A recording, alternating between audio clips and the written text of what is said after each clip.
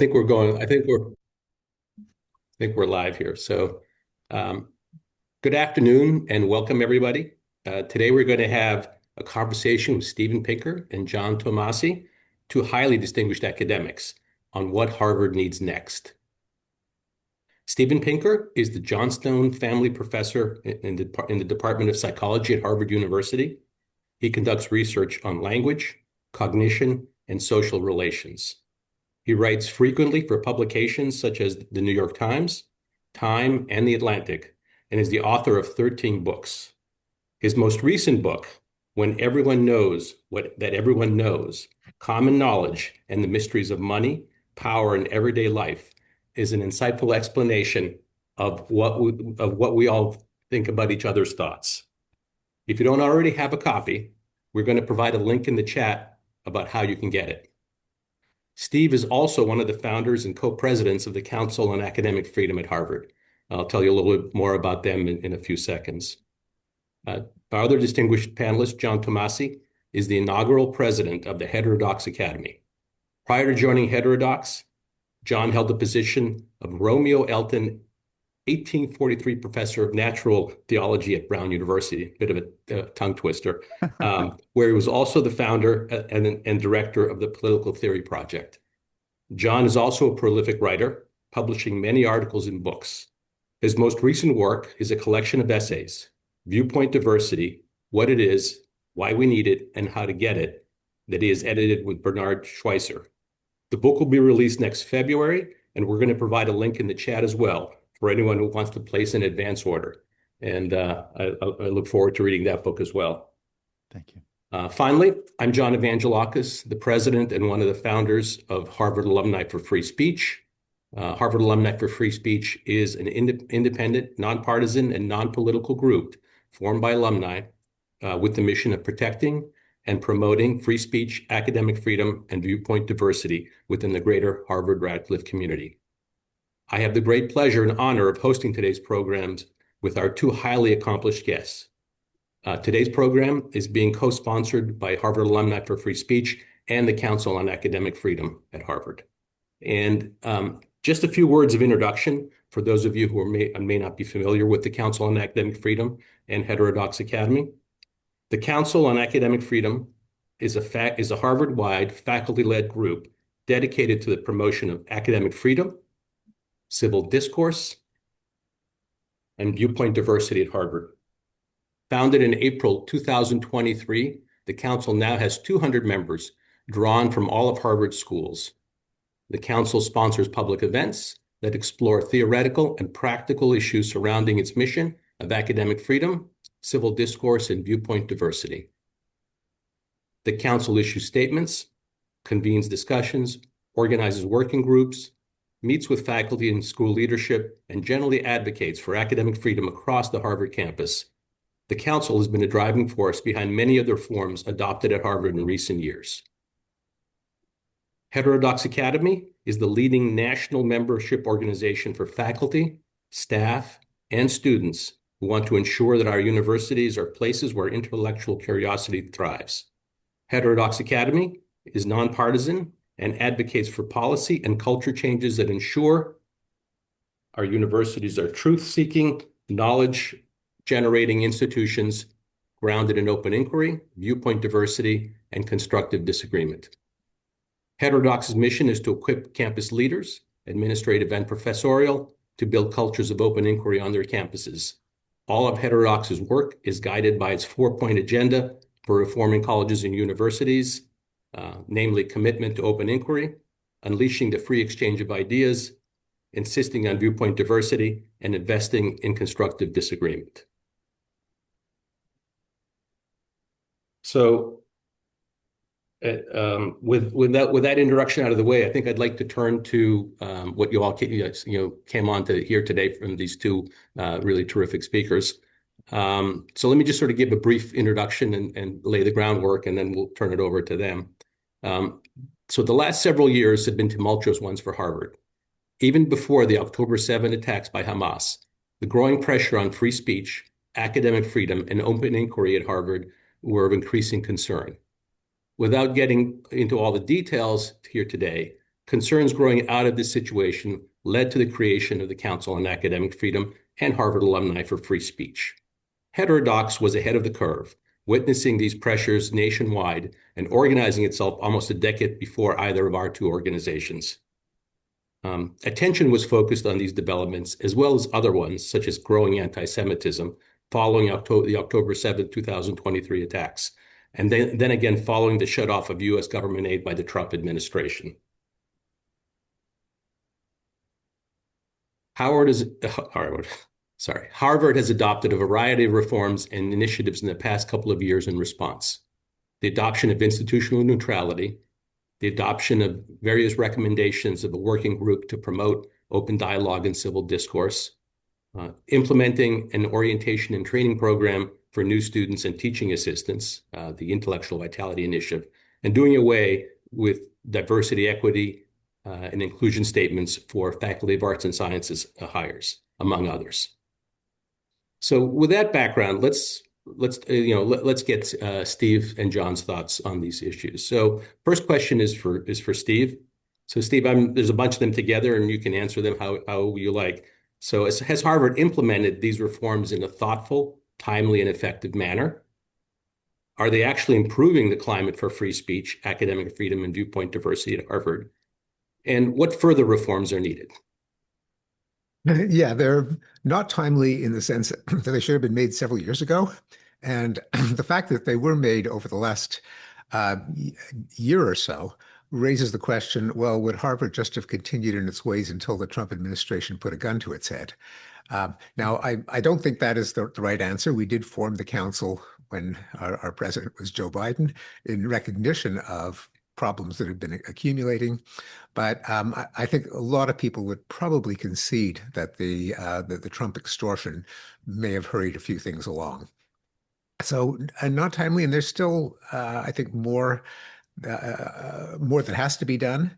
And the Council on Academic Freedom is planning to advance these issues.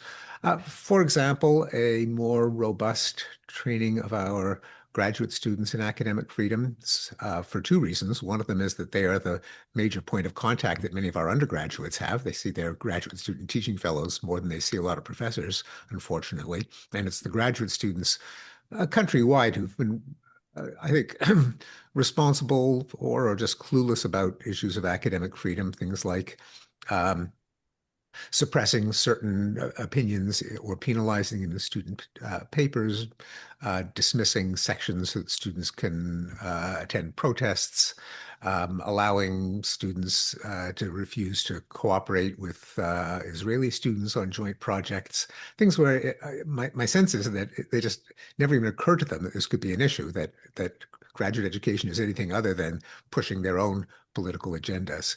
So bringing graduate students into the discussions on academic freedom is a longer-term project that we're going to try to advance.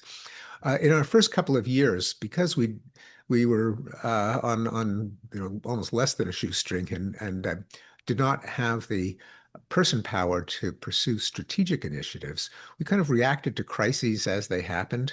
There was a student protest that was shut down. Was Harvard right in shutting it down?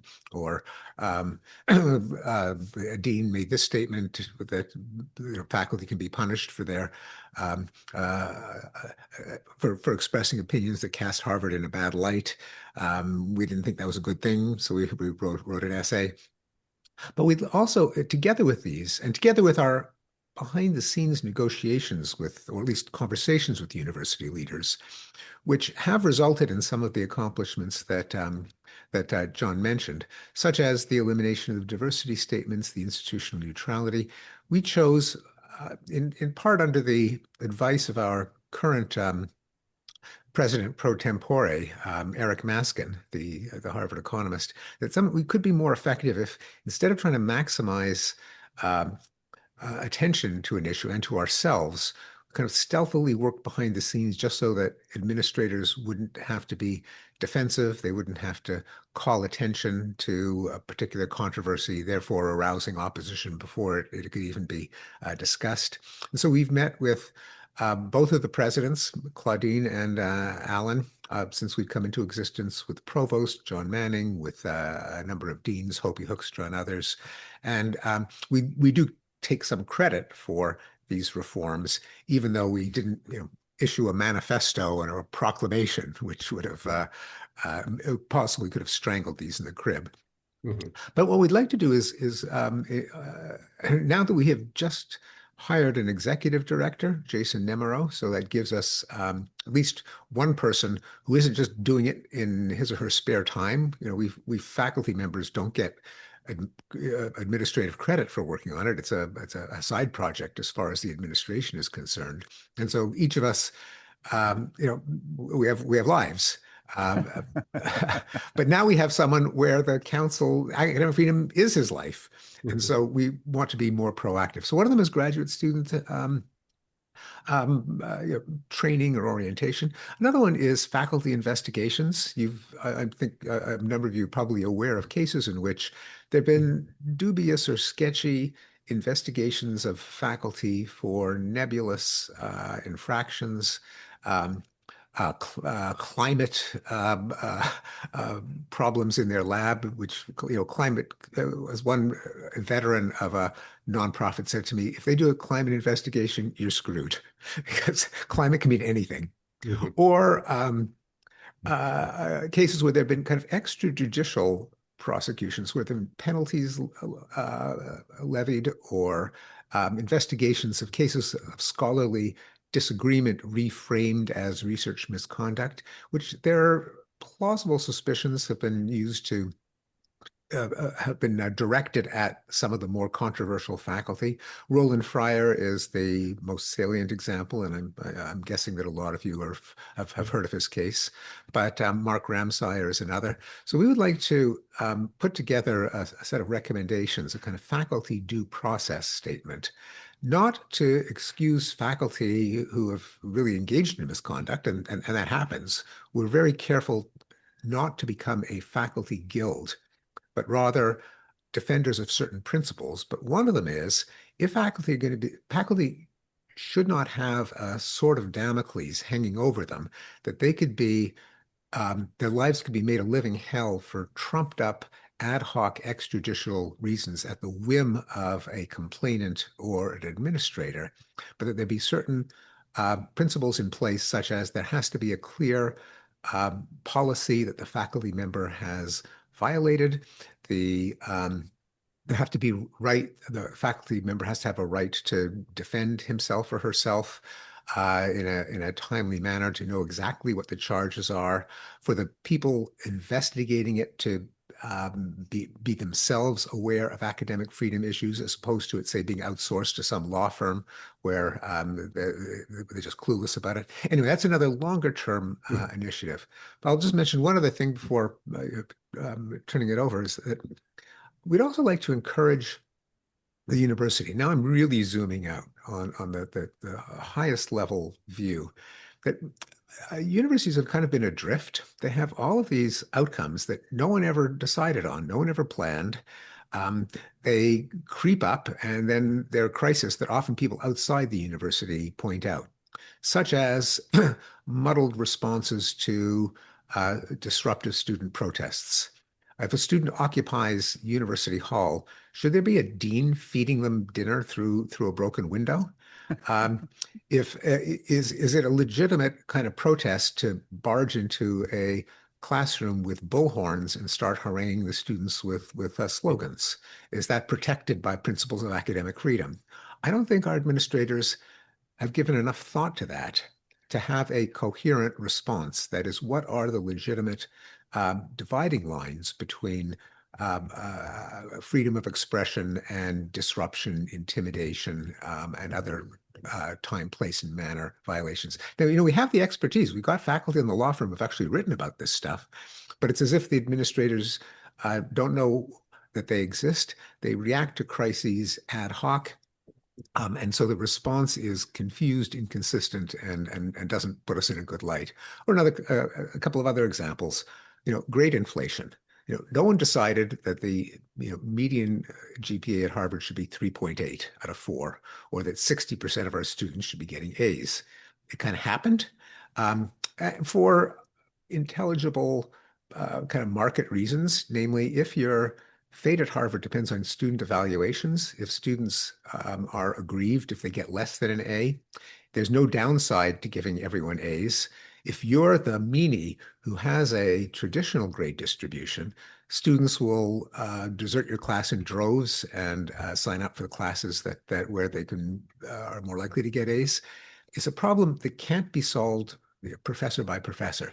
There has to be either school-wide um, uh, uh, distributions or targets, or some policy like printing the median of a course grade on a transcript next to the student's grade so that someone reading them will know how to evaluate them. Anyway, in any case, it's another case that needs leadership, principals deciding what are grades for, why do we administer them. Now, there's been some, I think, some pusillanimity that, well, wouldn't we be putting our students at a disadvantage if they're the ones that, mostly get B's, whereas all the other universities, they're enjoying the grade inflation and getting straight A's. And it's a case where I think there has been a lack of acknowledgement that kind of not to be arrogant, but like we're Harvard. We suffer a lot for it. Things that happen at Harvard don't stay at Harvard. And so we get blamed for things that are nationwide. Well, as long as we have that, why don't we take advantage of it and be the first mover and let the other schools copy us? Harvard really is. This isn't a boast. This is just a fact that Harvard really is special in people's awareness. Let's try to capitalize that. Another example, this has just become publicized in the last couple of weeks because of an article in the Atlantic Monthly, but it's something that those of us on the inside have long known about. Percentage of students who claim to be disabled has been creeping up for, again, intelligible reasons. They get perks, they get, a room to themselves, they get extra time. Who wouldn't want that? But it's kind of absurd when a student comes into my office, we have a great conversation, charming, articulate, and she's, oh, by the way, I'm autistic. It's like, I want to say, have you ever met an autistic person? You are not autistic, but she's proud of being autistic, and it earns her perks. Now, if it's crept up to something like 20% or more, someone hasn't been watching. Something's been happening with that regime, and there hasn't been anyone just keeping track of what has crept up on us. Uh, uh, you know, uh, uh, um, anyway, and another obvious example, if 3% of our faculty self-identify as conservative, that no one decided for that to happen, but it did happen. And, I think most of us would agree that's not a good thing. And that won't be, it's not obvious how to push back. That's obviously John Tomasi's one of their signature issues. And John would have a lot more to say about it than we do, although we have been discussing it because it's not an it's an important problem to solve. It's not an easy problem to solve. Among the solutions that have been bruited are, to put it a little rudely, DEI for conservatives. Should we actually put a thumb on the scale? Should there be a Hoover at Harvard, an institution within the institution that preferentially scoops up conservative faculty? Um, it's a difficult problem, but it isn't one that can just be, I think, ignored. And the way I've put it in a couple of my articles critical of Harvard is that, is that one of the reasons we've got into a number of these problems is, as the song says, if you don't know where you're going, any road will take you there. And, we don't know where we're going in the sense that our leaders, bless their hearts, and I've worked with all of them. I admire, Drew Faust and Larry Bacow and Alan Garber, but I think it'd be fair to say that they haven't spent their capital on trying to move the university in some new direction. Larry Summers tried to do that, and that would be a whole other conversation, which I advise that we don't get into. But in terms of someone in charge saying, okay, I have fiduciary responsibility for the university. What are times change? We can't just keep going on the way we have because the world changes and we've got to change with it. What are the new directions that our university ought to go in, and how do we implement them? How do we decide what they are? I don't think that that train of thought has been followed. Instead, our leaders have been trying to keep the students happy, keep the donors happy, keep out of the headlines. we saw how well that worked out. To put it mildly, Mm. that has not been a strategy for success. So anyway, just backing up, one of the things that I'd like to count that the council has started, not just in the narrow issues of academic freedom, but just the broader issues of what are we as a university? What direction should we be going in? What conversations have we not been having that we ought to have? Wow. So Jason, I think, is going to have a very, very busy agenda for him the coming months. So thank you, Steve. That's terrific. John, you obviously you obviously don't know the detail of what's going on at Harvard, but can you give us a national perspective of how you see things going at Harvard relative to, other leading institutions, leading universities and colleges? Yeah, I'd be happy to. And I'm really struck by what Steve said about, um, without modesty, but factually, that people do watch what happens at Harvard, and it makes a big difference. And I'll just start by saying that I didn't come here today to praise Harvard or to bury it, but I'm going to begin by praising. One of the first things that we see across the country at universities, they are or they're not doing an honest reckoning about how bad things were on their own campuses. And at Harvard, I would say, Harvard stands out by the honesty with which they've been looking at some of the problems. I'm thinking, for example, of the Beer Bomb Committee report that came out in October 24. It had a longer committee name. I think it was the Committee on Open Inquiry and Civil Discourse. But that's a pretty remarkable report. As a committee report to discuss and be critical of their own school, critical of their own culture. Among the findings that they report and that they describe in that report is something like 45% of Harvard undergraduates feel uncomfortable talking about controversial ideas in their classes. There's another statistic that says something like 49% of Harvard professors reported being uncomfortable teaching, uncomfortable talk. If you just pause and think about those numbers at a place like Harvard, that half of the student body in the classrooms feel uncomfortable saying what they really believe, those are shocking numbers. And the fact that Harvard conducted those committee reports, that the people in charge of giving the charges to those committees encourage people to be frank and honest, it's really a remarkable thing that happened at Harvard. And additionally, many of you, I'm sure, have read the piece by Jill Lepore in the New York Times, eminent historian at Harvard, and the follow-up piece in the Chronicle by her, which is even more frank about Harvard. I understand also that there's other committee reports underway, one at the medical school perhaps. And the fact that Harvard's undertaken this frank accounting of what's gone wrong is striking. It's unusual. It bodes well. I'll just briefly say that some of the recommendations from the committee report, the Beerbaum committee report, have already been enacted at Harvard. The idea about the Chatham House rules being set up across a lot of the classes, a really important rule that other universities are looking at and many are now following. There's also some working on constructive disagreement programming of various sorts, which is also recommended by the committee report.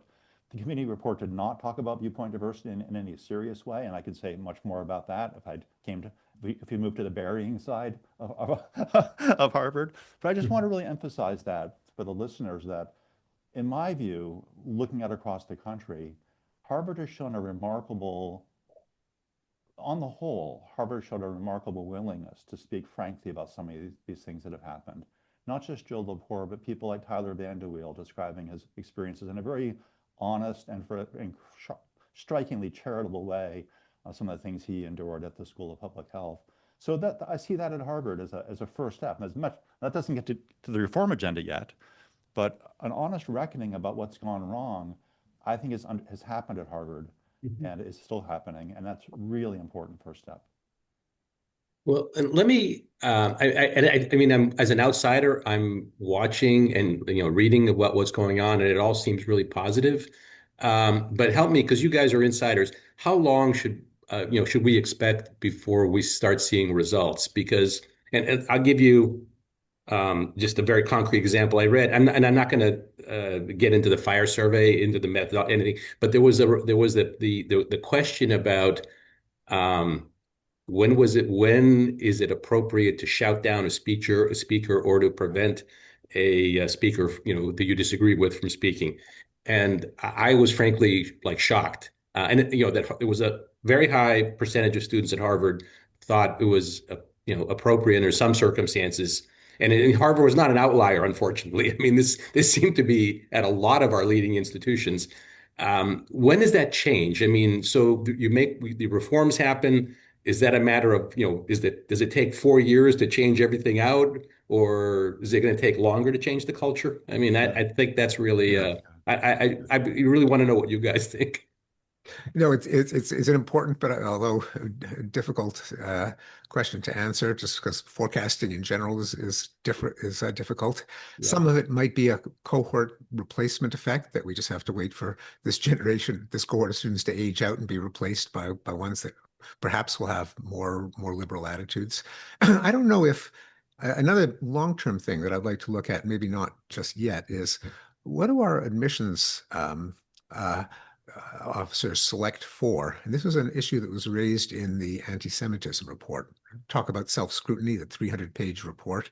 And Yep. one of the things they notice is that we seem to select for students who already have their political opinions formed. I mean, these are 17-year-olds, and they get rewarded for being activists. Now, one might say that, when you're 17, you don't understand the world well enough to be an activist for anything, and that maybe one of the reasons you want to go to Harvard is to understand the world well enough so that you know what to be an activist for. But they get points for that in this, as we know, cutthroat process. Mhm. I would like to speak to some of our admissions officers to say, in terms of the non-meritocratic admissions criteria. Again, by the way, another area in which no one seems to have decided what is a good thing. The admissions office has developed its own internal culture that they pass on to their successors, that no leader has defended, no faculty member has ever weighed in on. Why, Wow. I've argued that why don't we just admit people by high school grades and SATs? Now, that's an unpopular opinion. I don't think it could be implemented anytime soon. But even if it isn't, why do we care about these other uh, well-roundedness, character, leadership criteria, many of which, as we have discovered, are some just ways of keeping Asians out. I mean, that's Mhm. what came out in the SFFA versus Right. Harvard decision, because no one had decided on them. They just emerged. But also, are we selecting for activists as opposed to selecting for open-minded students? Mhm. Could we have a question on the admissions form? Do you think it's okay to pull a fire alarm to shut down a controversial speaker event? And if they say yes, they don't get into Harvard. Now, they could lie, but we are telling them Yeah. this is something that matters Right. to us. Okay, you can lie, but you're on record as having lied. Now, that Mhm. again, that's a bit of an exaggerated policy, but should we be Yeah. selecting for more open-mindedness among our Yeah. students? Another problem, related problem, which would make it hard to change this on a dime and hard to predict when this will change is, as both of you have mentioned, some of these problems are just nationwide. They are our students, far from the accusation that they come into Harvard and they're indoctrinated. They're influenced by their high schools, and a lot of elite high schools are, woker than the Mhm. universities. They're influenced by their peer culture, especially in an age of social media. And as I quipped, many of their attitudes, including their politics, are no more attributable to indoctrination by faculty than their green hair and pierced septums. So, so John, when you finish laughing, what's what's Yeah, your take on I'll how take the long? I mean, you've seen the other university. How long does yeah. it take? Well, yeah, I'll take the same question. So, you ask how long it takes, and as Steve said a minute ago, if you don't know where you're going, any road will do. So, I think a really important question that I want to raise with you all, or put in front of you all, is this: where is Harvard going? And let me just make that question more sharp. So, we did an analysis at HXA this fall of the convocation addresses of university presidents across the country, especially at the elite schools. And what we found, unsurprisingly but delightfully, is that there was a chorus of university presidents convening the students talking about open inquiry and their commitment to open inquiry. Now, I've waited my whole life to hear the universities presidents across the system rejoice about open inquiry and commit and swear, solemnly swear that they're going to do everything possible for open inquiry. But this is what happened across the country at convocation. What I saw over the course of the last semester, visiting lots of campuses, talking to lots of presidents, all from Berkeley to Cornell for all different kinds of places. I've been to this over this last semester. What I've seen is that, in fact, there's a really interesting divide beginning among the people who advocate open inquiry, among the people committed to it. On one side, and let me just say a word about open inquiry. So open inquiry is a cultural condition of at least 3 factors all in place simultaneously. Open inquiry, as we analyze it at HXA, involves the free exchange of ideas, so free speech is protected, which means, by the way, that when someone signs a legal brief and is attacked for having signed that brief, and the deans don't just say privately, you're protected academic freedom. They say that publicly too. So you have the protection, the actual protection of freedom of expression. You have the ability to listen. You have constructive disagreement, so people can actually hear one another. They know how to listen to one another critically. And crucially, third, there is a diverse range of viewpoints sincerely held by the members of the community. Now, if you have 1 or 2 of those things, but not one of the thirds, you won't have anything at all. If you have viewpoint diversity, but there's restrictions on speech, you're not going to get the magical alchemy of knowledge production. If you have viewpoint diversity and you have freedom of speech, but no one knows how to listen, you're not going to get the alchemy. But so too, and here's the big one, this is where the Harvard question is going to come in. If you have free expression of ideas and you have trainings for constructive disagreement, but you don't have viewpoint diversity, you're also not going to get this magical thing. And what I'm seeing across the country, and Harvard hasn't declared itself yet, but I'm a little bit concerned that it may be declaring itself to be one of these 2 camps. On one camp, a big camp of presidents, are people who are effectively redefining open inquiry to drop out viewpoint diversity. They drop it up because it's a really hard one. We don't really know what it is. I think we're getting closer to understanding what it is, but how to implement is also very difficult. It causes a lot of confusion. The way it's usually thought of raises temperatures. But I just want to point out that looking across the country, there is an active trend happening now at many universities where the presidents advocate open inquiry, but they pursue it without picking up the viewpoint diversity piece. So they put up a tent that can be easily taken down, just as easy as it is to put up, to educate about free speech and to educate about constructive disagreement, but they don't put in that lasting pieces of, for example, seriously thinking about how you diversify the faculty. And what you get as a result from that, you get kind of you get viewpoint diversity light. You get sort of a self-satisfied version of open inquiry that is safer, narrower, and less intellectually demanding than maybe it should be. You get dialogue becomes something like a technique for managing conflict rather than a method for pursuing truth. So there's a danger that Harvard's facing now. And many universities are going down this road. They all said open inquiry, yes. Now, for a semester, they've been traveling down that road, putting in reforms. Harvard, by the way, did a reform for the admissions, which I think is a really nice reform, but putting in these kind of reforms. But now the fork is starting to be seen more visibly. At some universities, they're just doing those things, and they're managing conflict rather than thinking of themselves as using difference as a tool for this method, for this magical thing that can happen at universities. And on the other side, as I mentioned, are the university leaders who are actually doing open inquiry all the way through. Schools like Washington University is doing this. Chapel Hill, they're attempting it as well. They're still trying to find their way about what viewpoint diversity is and how you do it, maintaining academic excellence. But I just want to point that out to you all. Harvard is facing a choice as it moves forward in open inquiry. Which camp is it going to be in? Is it going to be in the camp that erect structures that can be taken down quickly when the political winds change?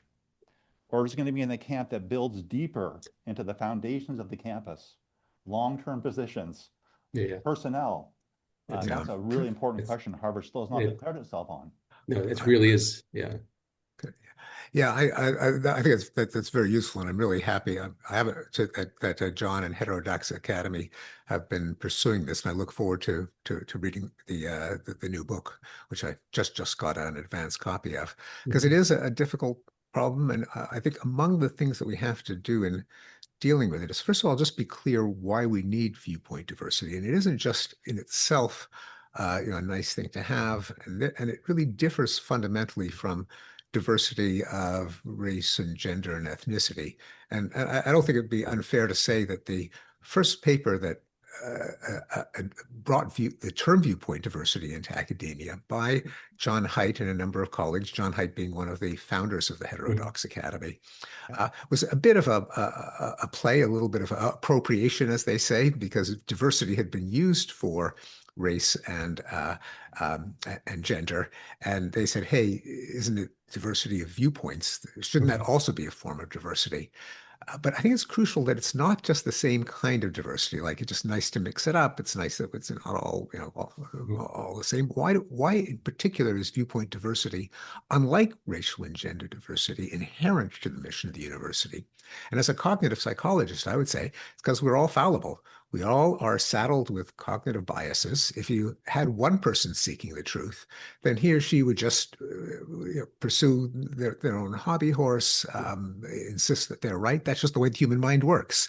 Mhm. The reason that collectively we've been able to pursue truth is that one person gets to point out what's wrong with someone else's ideas. And we know from cognitive psychology, despite the fact that each of us is blinkered by cognitive biases, we're a bit better at pointing out the other guy's cognitive biases. So, uh, so They're if you have, obvious. yeah, they're obvious. I mean, ours aren't to us, but they can be obvious to anyone. That's why free speech and viewpoint diversity are among other things means to the end of pursuing the truth. A community of people that differ, that have open Mhm. inquiry, free speech, have at least some prayer of approaching the truth in a way that a single person Mhm. cannot. So that's I would just kind of emphasize that in Yeah. making the case for viewpoint diversity. It's inherent. It's not a decoration in Yeah. the university, but while also acknowledging that again, I'm sure John Tomasi has dealt with this. That the way of achieving it is it's not going to be easy because the Hoover at Harvard type of solution, which we've heard a number of times. I mean, the problem with that is that the Hoover at Stanford, the model, literally is a silo. I mean, if you go to the campus, there it is. It's Mhm. a big tower. Um, I had dinner actually last month with Condoleezza Rice, the director of Hoover, and I asked her, I mean, how do you deal with the problem that if it's a silo within the university, the rest of the university just develops the kind of antibodies to it?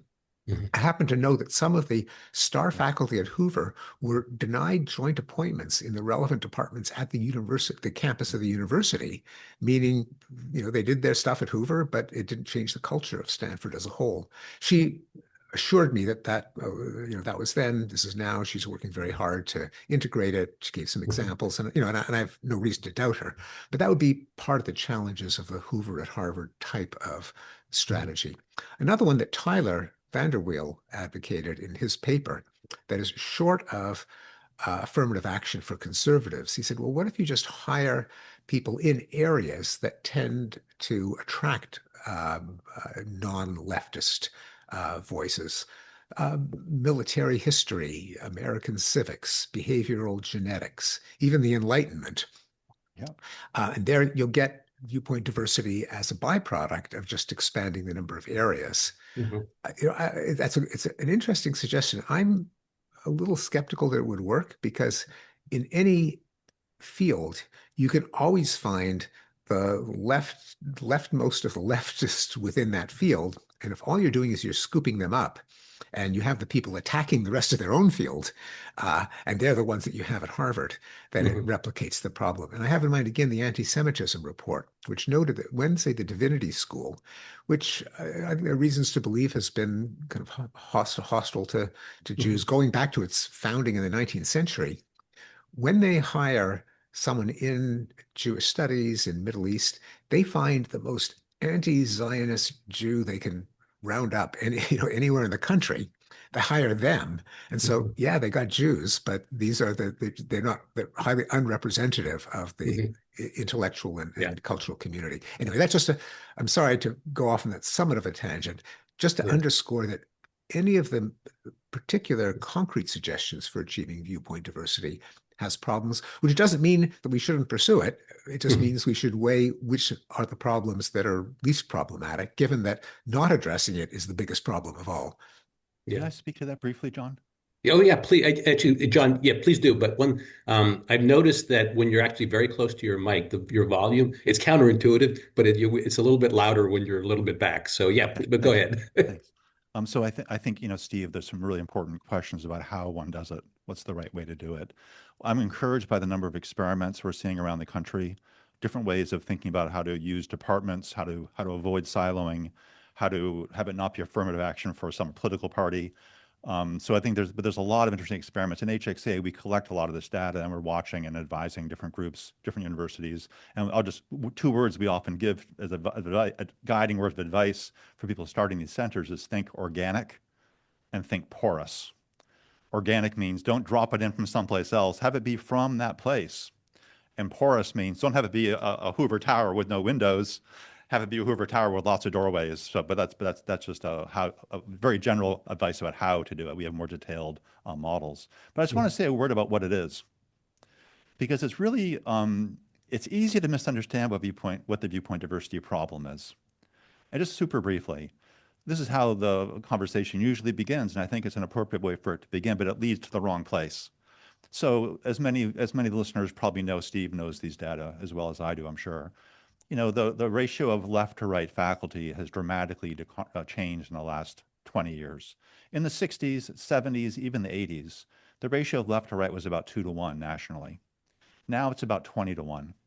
And in some fields, it's approaching 100, 100 to 0.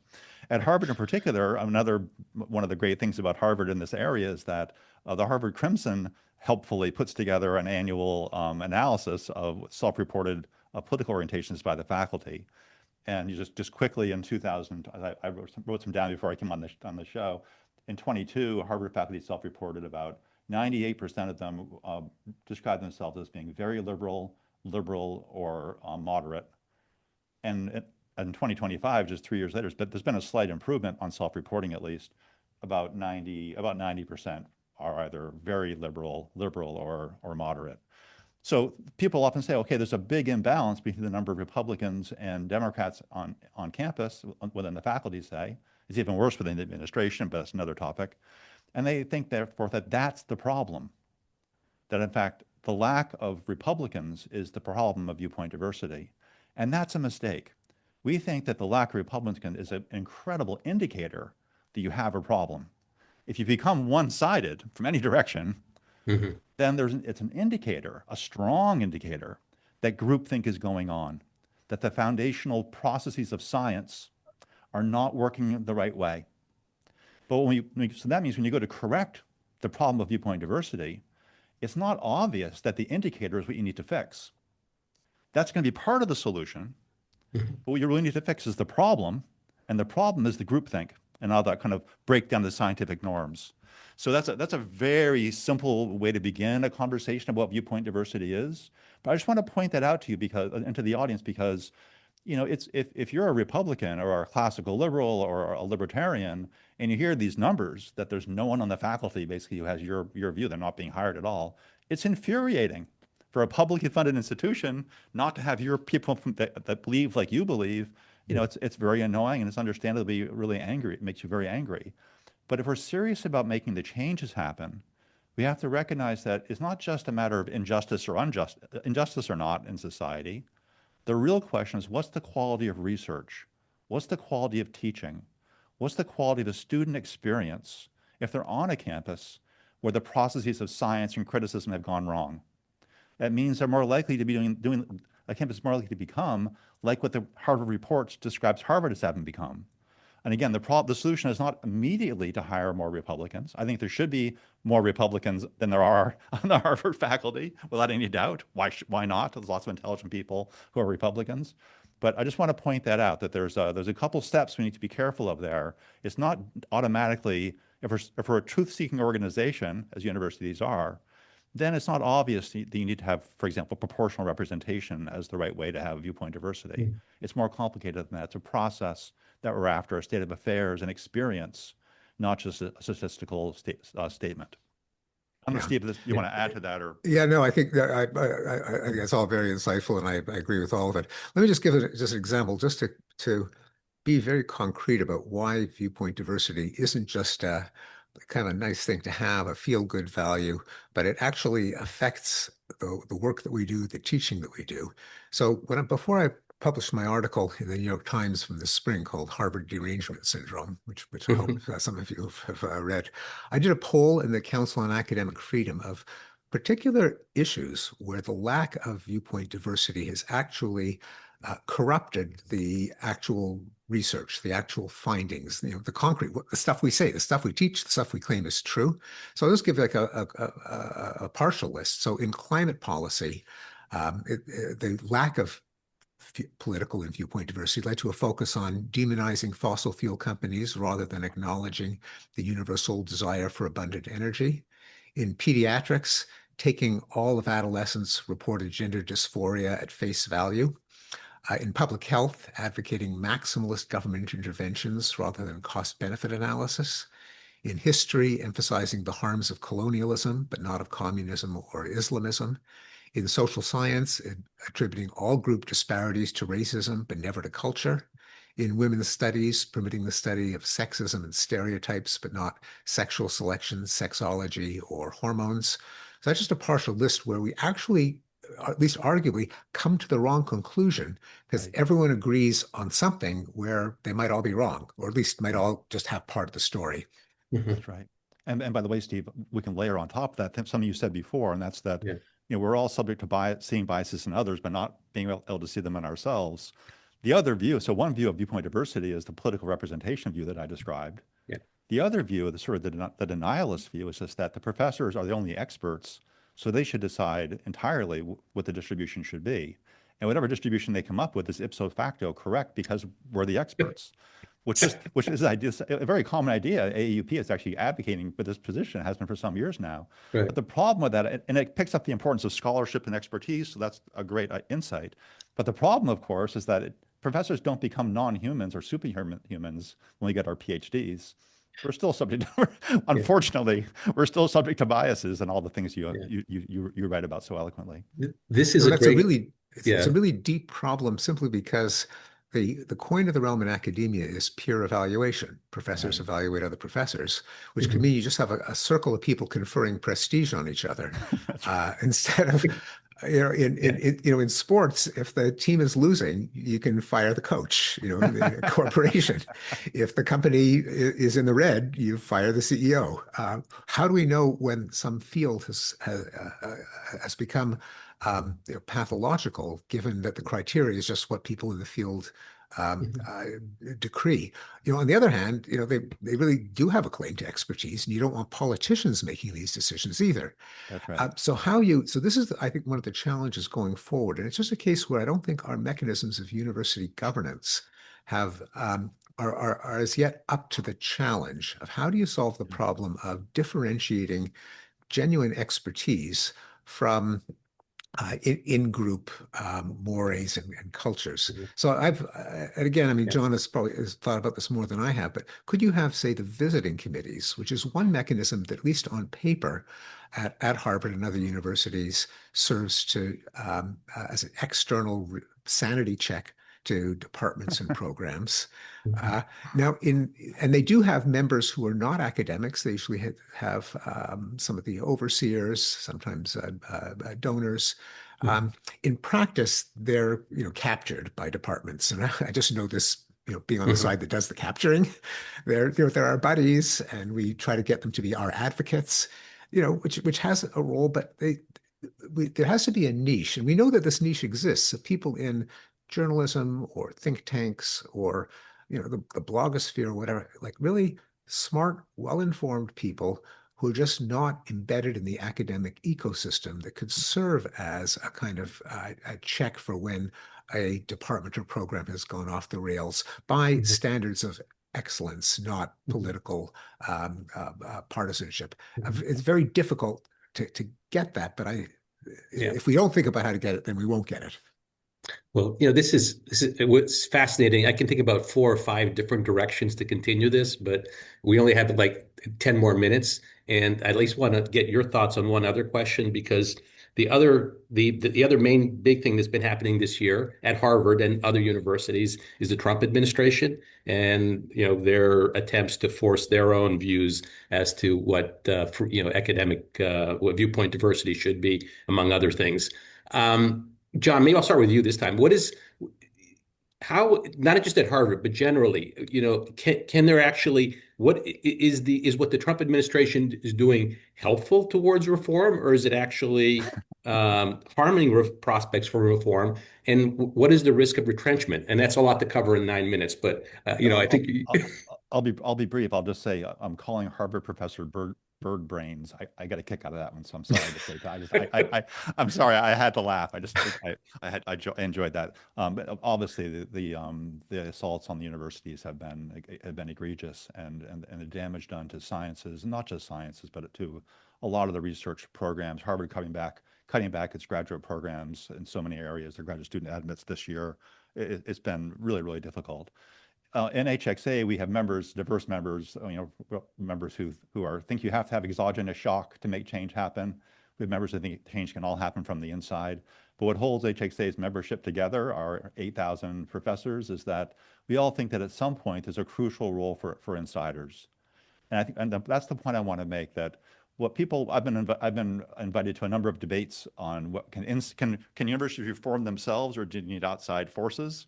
And I do these debates now, kind of regularly defending team inside. And this is the one point I'd make about that I'd like to leave you all with. On that question about whether what universities can reform themselves, the team inside, has for my entire lifetime been divided. HXA's members were often campus contras for many years, and to be an HXA member, Steve and I joined the same day. He may remember, we both got an email from John Haidt saying, "Hey, you want to join this weird organization?" We both said, "Sure, we're in." Amy Wax is on that. Amy Wax is on that email chain too. The three of us, but we were outsiders. We were contras fighting. We were inside the university, but we were divided. We were often being oppositional to our presidents. What we see now for the first time is that team inside, largely speaking, is united for the first time. So at HXA, we've shifted our culture from being contras to being something like principled allies. And now we're increasingly having presidents come to us and say, well, okay, you have all these members on our campus. Can we work together somehow? And the council is doing this at Harvard as well. But I just want to point it out about that question about inside and outside. In the past, it's never worked from the inside by itself because the team was divided against itself. And there's still divisions within the faculty, obviously. It's a complicated world, right? But having the presidents be in favor of open inquiry, and having groups of professors organized by HXA and organized at some of the councils, like the Harvard Council, a fabulous organization, that state of affairs is new. And we'll see now what can be done. And again, there's a big fork in the road coming, as I mentioned. It's not, it's just because we're united doesn't mean it's going to work.